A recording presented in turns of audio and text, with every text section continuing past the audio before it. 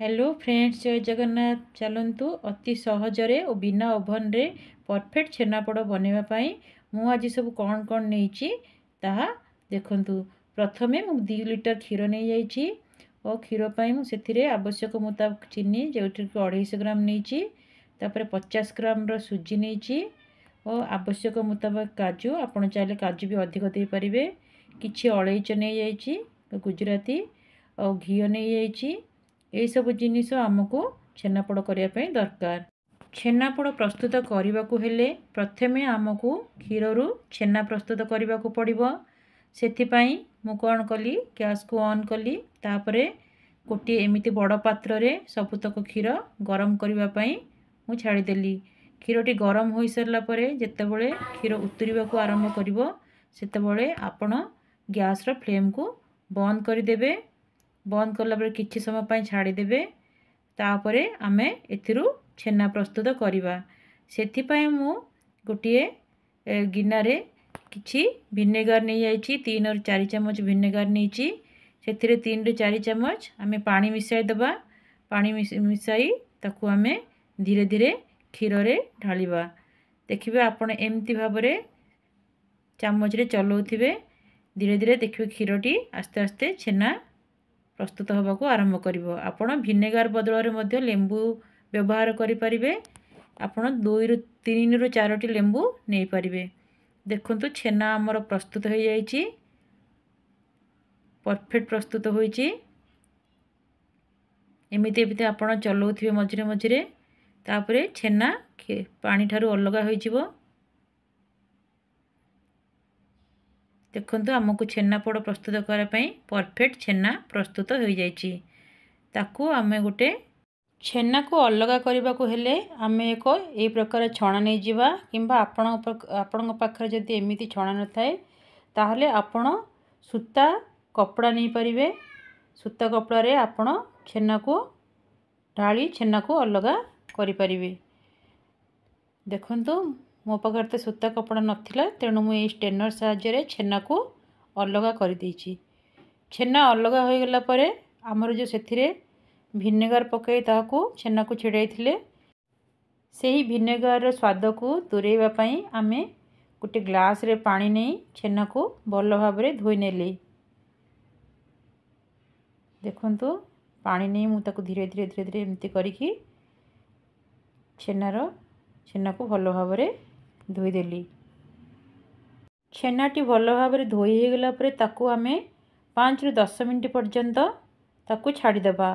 से समय भितरे आमे छेनापोड़ प्रस्तुत करने गोटे इडली छांच को नहीं ताकू चूल्हे रखिली। तापरे सेथिरे लूण पकाई ताकू एमिति गोटे ता भितरे स्टैंड रखिदेबा।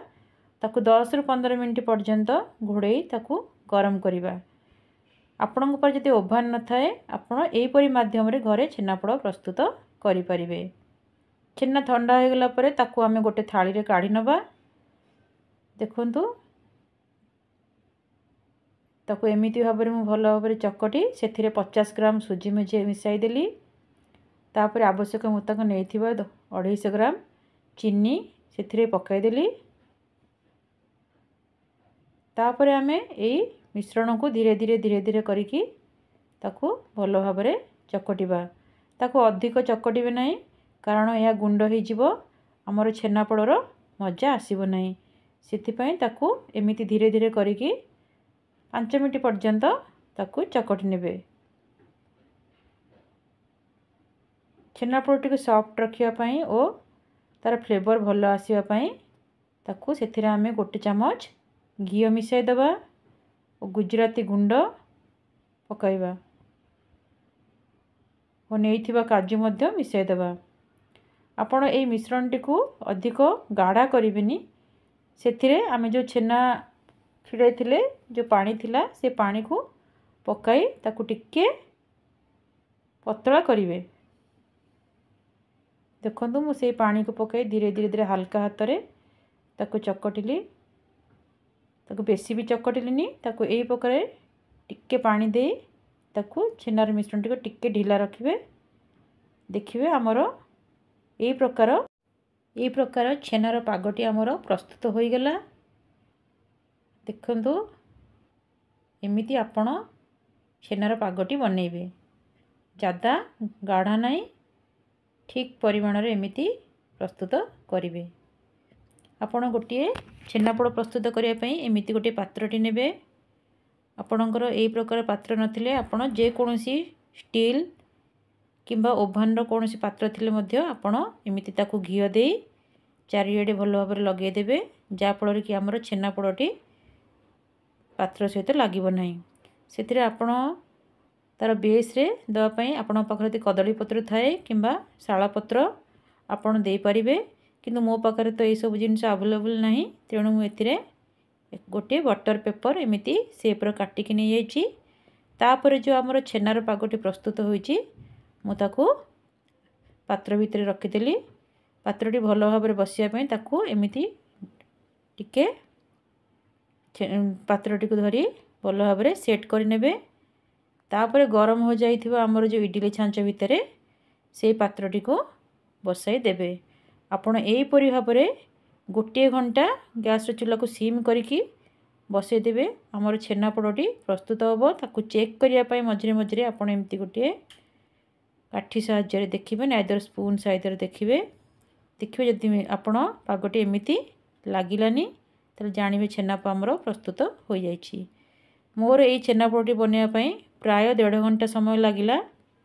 देखंतु परफेक्ट छेनापोड़ मार्केट भली प्रस्तुत हो जाइछि।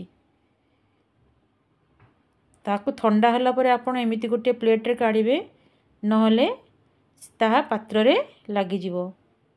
देखंतु ठंडा होला परे मोर छेनापोड़टी एमिति प्रस्तुत।